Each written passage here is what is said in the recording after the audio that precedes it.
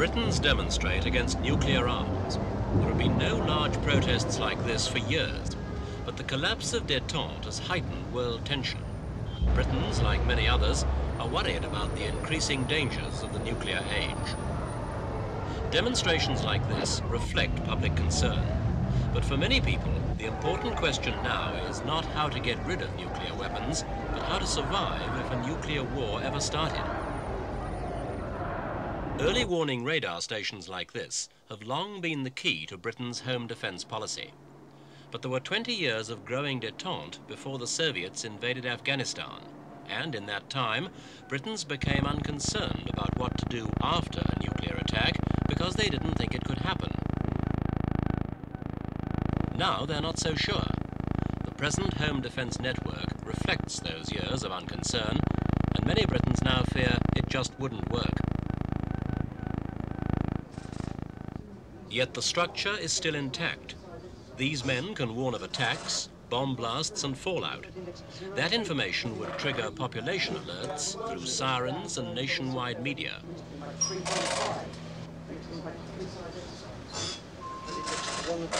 Index 1, 2, maximum, minutes to impact 4.8, minutes to impact 4.8. Experts say early warning is now vital. Selective strikes would hit military targets, not cities, so most people won't suffer direct blast. Instead, they'll have to protect against fallout. The radar station will send data to government-controlled regional centres like this one in Birmingham. These are volunteers. So the circle, if you join it up at the top, that's right. So round to about there. Here, underground, standby generators power air conditioning that cuts out radioactive dust. Workers plan to alert villages by phone, yet phone lines would probably be down. The regional centre would get information from field outposts like this, 900 of them across Britain. Soldiers would be expected to emerge to collect data from fallout measuring equipment. So an administrative structure is there, but would there still be people to administer? This information booklet is only now being distributed. British officials have feared people would lose it or be scared by it. Would they know what to do in an alert? The booklet tells them to stay at home before an attack and make shelters from mattresses and boards. In Britain's countryside, volunteers have filled the gap left by government inaction. In this school, a typically informal meeting. Local officials are educating volunteers on home defence policy and practice. The style of the meeting, well ordered, unmistakably Our British. target is 4,000 throughout the county. The lists are being compiled by the emergency planning. The instructor is strong on Later on, details. The school when will there is serve bowls of soup a day. The Officials appropriate are also nominal well roles informed about will be equipment for sent a out nuclear to emergency. the parish and the town councils. Devices And like we this are fallout sensor. To zero the instrument. On the right side there is But a on slotted essentials, screw, they seem out of touch. which is They marked hope for 2 CAL. weeks warning and of an again attack. with a screwdriver Experts say or that's one unlikely. small coin, you merely turn. The goodwill of volunteers is in the British tradition of making do in emergencies. FF01, CBM. Return. And height of burst was 25,000 feet. And the ton. They've suffered. They know central government would lose touch after an attack. They know it's at local level. Reporting its 7th bomb burst, and we've got the latest Met broadcast coming in from there. There's no...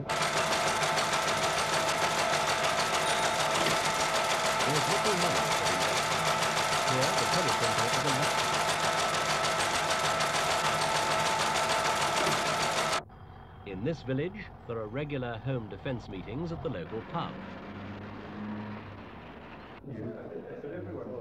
A retired army officer organises the meetings. Surrounded by swords and history books, he quietly assesses the horrors of nuclear war, fallout radiation, refugees.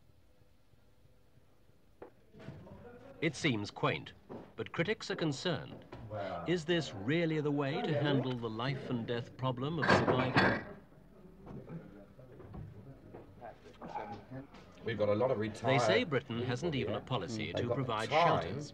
And the inclination to sort of take an interest in it. Yeah. And they point to the example of Switzerland.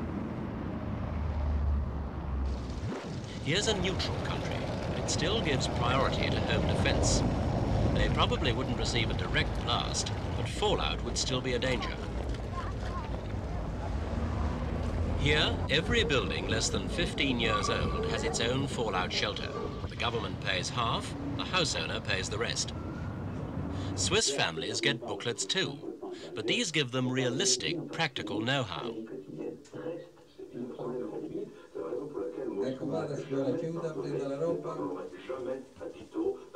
They know they have to stock up food to be prepared. They know how to use air filters.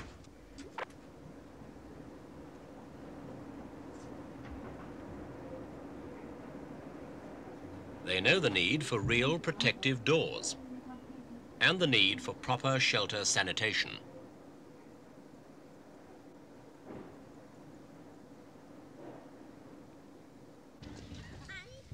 Here, all citizens serve in home defense or in the army, and for housing developments, the program includes communal shelters like this one in a garage. They're fully equipped, and they're maintained in spotless condition for any emergency. That kind of efficiency costs money, and the UK government says Britain simply doesn't have it. 5, 6, 7, 8!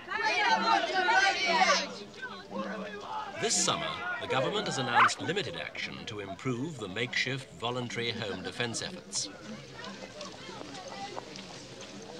Some Britons say there would be money for major improvements if the government spent less on arms.